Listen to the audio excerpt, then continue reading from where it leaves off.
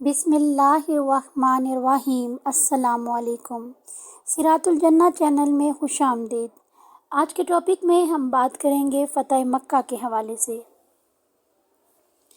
فتح مکہ اسلامی تاریخ کا روشن باغ ہے۔ اللہ تبارک و تعالیٰ نے اہل ایمان کو کامیابی عطا کی۔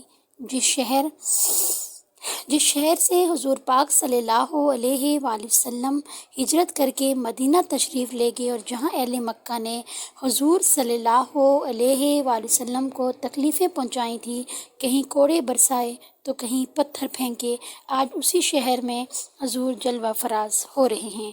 وہ دن کتنا روشن، کتنا زیادہ شاندار تھا۔ مکہ فتح ہونے کے ایک دن قبل مکہ میں ابو سفیان کچھ پریشان اور بے چین ہو رہا تھا کہ جیسے کچھ برا ہونے والا ہے۔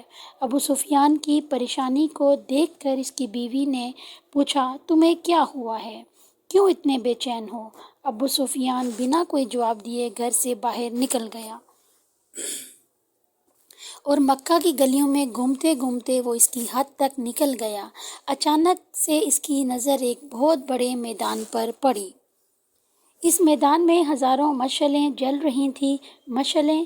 مشعلوں کی روشنی میں لوگوں کی چہل پہل صاف نظر آ رہی تھی۔ عربی زبان میں دھیمی آواز آ رہی تھی، جیسے سینکڑوں لوگ کچھ پڑھ رہے ہوں۔ اس نے جاننے کی کوشش کی کہ یہ لوگ کون ہیں اور ان کا مقصد کیا ہے۔ اتنا تو اس نے اندازہ لگا لیا تھا، یہ لشکر مکہ پر چڑھائی کرنے کے لیے آیا ہے۔ دھیرے دھیرے وہ لشکر کے قریب آ گیا۔ جب اس نے قریب آ کر دیکھا تو اس کے پہچان کے کئی لوگ لشکر میں شامل تھے، جو مسلمان ہو چکے تھے اور مدینہ ہجرت کر چکے تھے۔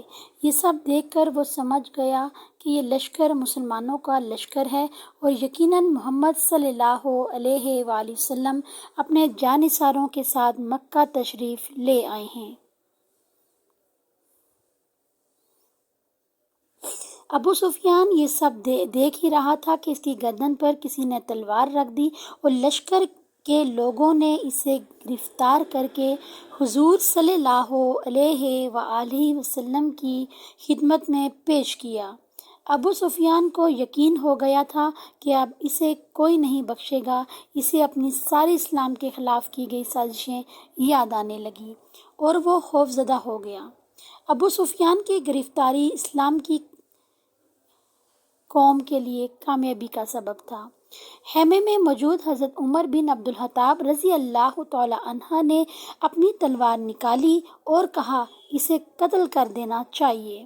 سارے فساد کی جڑ یہ سفیان ہی بنا ہے۔ وہاں بیٹھے سارے لوگ ابو سفیان کو نفرت کی نگاہ سے دیکھ رہے تھے۔ تبھی حضور صلی اللہ علیہ وآلہ وسلم نے ابو سفیان کے ہاتھ کھلوائے اور اسے پانی پلانے کو کہا۔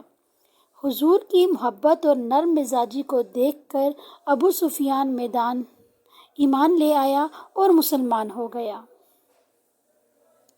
حضور صلی اللہ علیہ وآلہ وسلم نے فرمایا کہ جاؤ ابو سفیان، تم آزاد ہو۔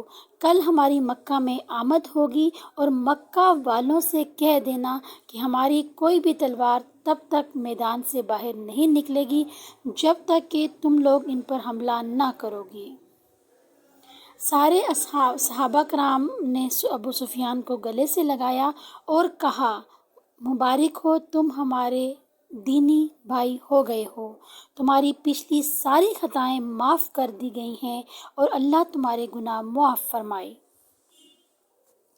ابو سفیان سب سے گلے مل کر خیمے سے باہر نکلا۔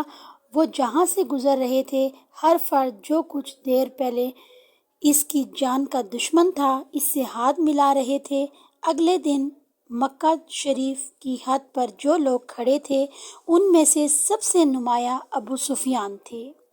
مسلمانوں کا لشکر مدینہ میں داخل ہو چکا تھا اور ان کی تلواریں نیزوں پر خون کا ایک قطرہ بھی نہیں تھا۔ لشکر اسلام کو حکم ملا تھا کہ کسی کے گھر میں داخل نہ ہونا، کسی کی عبادت گاہ کو نقصان نہ پہنچانا، عورتیں اور بچوں پر ہاتھ نہ اٹھانا۔ حضرت بلال حبشی اعلان کرتے ہوئے آگے چل رہے تھے کہ مکہ والو، آج تم سب کے لیے عام معافی کا اعلان ہے، کسی پر زور و زبردستی نہیں کی جائے گی۔ جو اسلام قبول کرنا چاہے وہ کر سکتا ہے اور جو نہ کرنا چاہے وہ نہ کرے۔ وہ ان کے مذہب کے مطابق عبادت کر سکتے ہیں، لیکن مکہ کے اندر بت پرستی کی اجازت نہیں ہوگی۔ کسی کو بھی اس کی جائیداد سے محروم نہیں کیا جائے گا۔ غیر مسلموں کی جان و مال کی حفاظت مسلمان کریں گے۔ بنا خون بہائے، بنا تلوار چلائے مکہ فتح ہو چکا تھا۔ لوگ اس مذہب کو اختیار کرنے کے لیے اور اللہ کی توحید اور رسول صلی اللہ علیہ وآلہ وسلم کی رسالت کا اقرار کرنے کے لیے مکہ میں جمع ہونے لگے، جس میں ابو سفیان کی بیوی بھی شامل تھی۔